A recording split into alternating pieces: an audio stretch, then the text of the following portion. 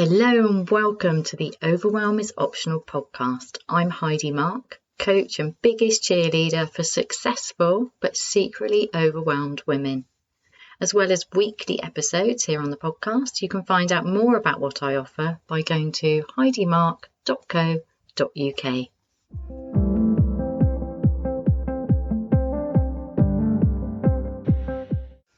Hello and welcome to this week's episode of the Overwhelm is Optional podcast. How are you doing? This episode is specifically for when everything just feels like it's too much. When you're in that state of overwhelm, that's just outrageous. It should be banned. I'd like to ban it, but actually there's another way of viewing it. When everything's too much, it's just a sign, it's just a signal, it's just useful information, and we can use it to your advantage. So when everything's too much, here's some help for you. Okay, so what does it feel like to you when everything's too much? Because it's really helpful if you can get clear on what that feels like, because then you can notice when you're heading in that direction and you can course correct earlier.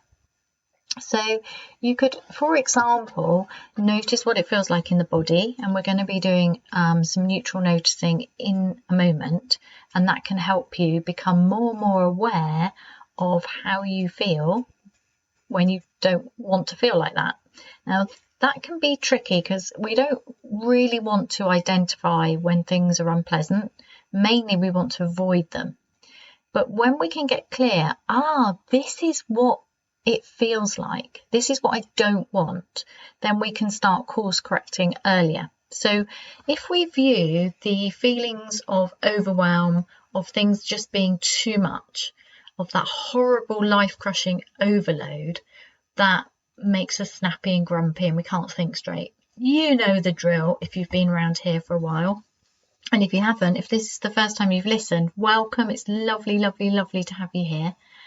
So those symptoms of overwhelm, which we know just too well, the feeling that everything's just too much. Now, it might come and it might go.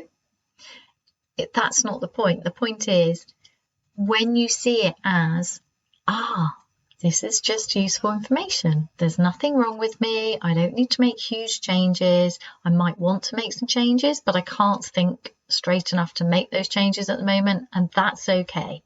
So it's really worth pinpointing when you feel like it,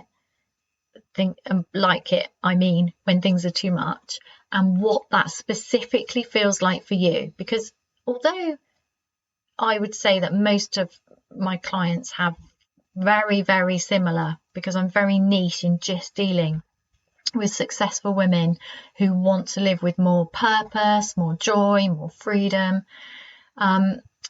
And all of us, myself included, have a propensity to take on too much, overload ourselves, not want to let anyone down. So we have similar symptoms. You still need to identify for you what that feels like, because then you can recognize it, and then you can use the symptoms and signals that you get earlier and earlier, because you notice them earlier, to course correct. So this episode is for you to get immediate relief from when things are too much, but it's also to then become more aware of what that feels like for you, so you can do something about it earlier, and so you can identify, that's what I don't want, and then you can start thinking about what's the opposite of that, and that's what I do want, and then you can navigate towards more of what you do want. So I'm keeping this really simple. We're moving away from what you don't want. We're moving towards what you do want. So when things are just too much, no, there's nothing wrong with you. It's just useful information. It feels horrible, but it's worth noticing how it feels so that you can use it to your advantage. And now we're just going to go straight into a neutral noticing practice for when things feel like they're too much. Are you ready? So don't do this when you're driving. If you're driving, you can just let my words wash over you, and then you can do it later. If it's safe and appropriate to do so, I invite you to close your eyes, just because it's nice to take a break and it shuts out a lot of distractions around you. So sending all of your awareness down to your feet, very deliberately taking control of your attention, and feel your feet on the ground. Feel the physical sensations inside your feet. Feel the skin of your feet, the temperature, the socks or shoes or whatever your feet are touching. Get really curious about the physical sensations of your feet so that you are drawing your attention more and more into your feet and feeling held and connected by the ground or whatever your feet are resting on, and taking a break from the distractions around you and the distractions of the mind with all of its pressures and emergencies, its judgments, its shoulds, its oughts, its what's next. You should be better, you should be doing more.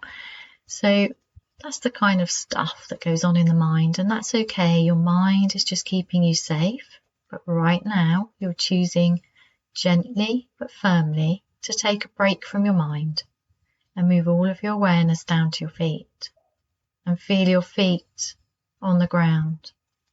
Feel connected to the ground. Feel held by the earth. Feel welcome on the planet. Feel at ease, connected, taking up your space on the earth. And know that you need do nothing to take up this space, that you are loved and welcome. You are perfect and a work in progress, and the work is to gently but firmly let go of all of the beliefs and habits and thoughts and ideas that there's anything fundamentally wrong with you that are contributing to you pushing yourself really hard, overloading your mind, pushing your body too hard, and disconnecting from your heart, your happiness, fulfillment and purpose. Feel your feet on the ground. Notice all the distractions, all of the pulls at your attention, and rebelliously and playfully move all of your attention back to the physical sensations in your feet on the ground. Feel strong, safe, welcome, at ease, or not. Notice how at ease you feel, how welcome you feel, how loved you feel, how lovable you feel, how much you're pushing yourself to feel loved and lovable. Just notice all of it. It's just useful information guiding you home to yourself.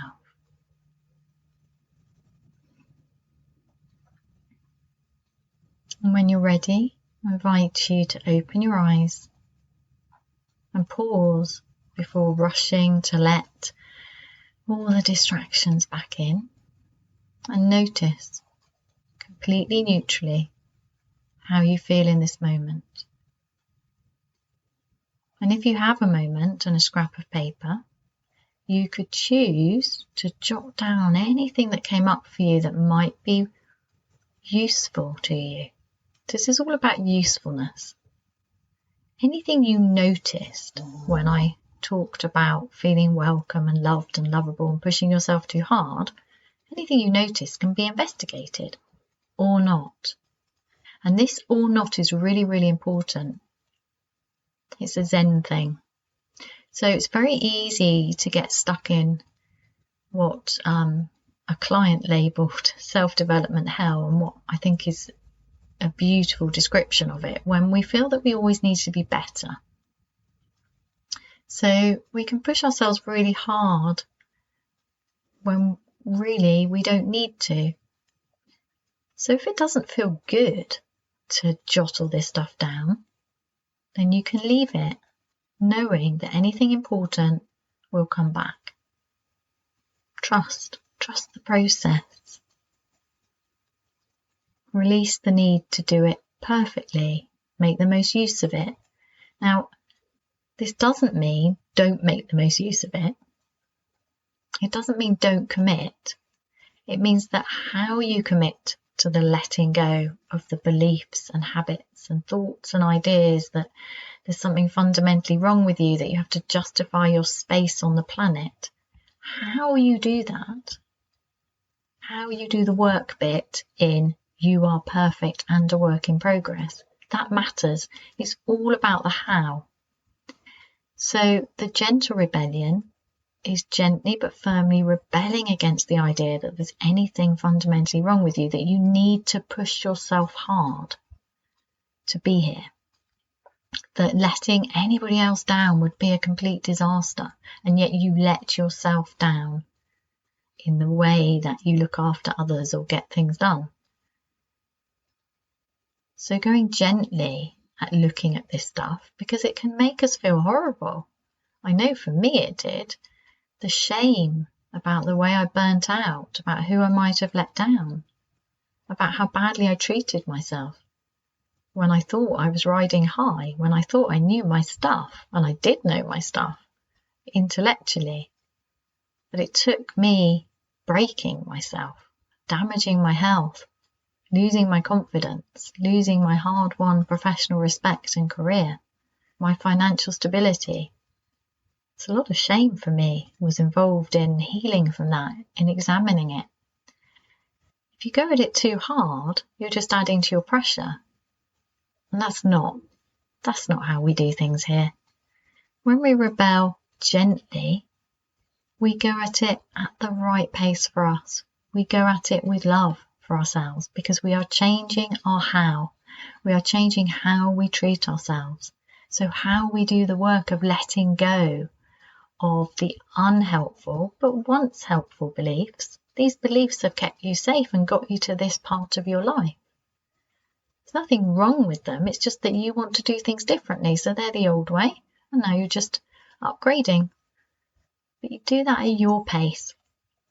Go all in, but don't rush and bash and do it harshly.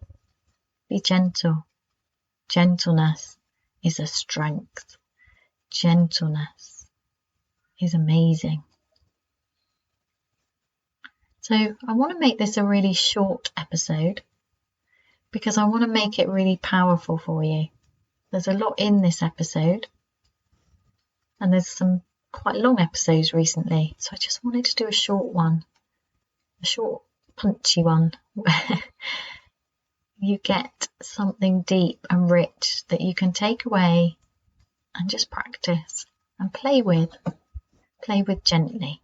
So I invite you to gently but firmly rebel against the idea there's anything wrong with you, and that when things feel like they're too much, that's just useful information. There's nothing wrong with you. It's just time to do things more gently. It's time to do things your way. Have a great week. Thank you for listening to this week's episode. If this resonates with you, please use the like, subscribe and share buttons to help other people find their way here too.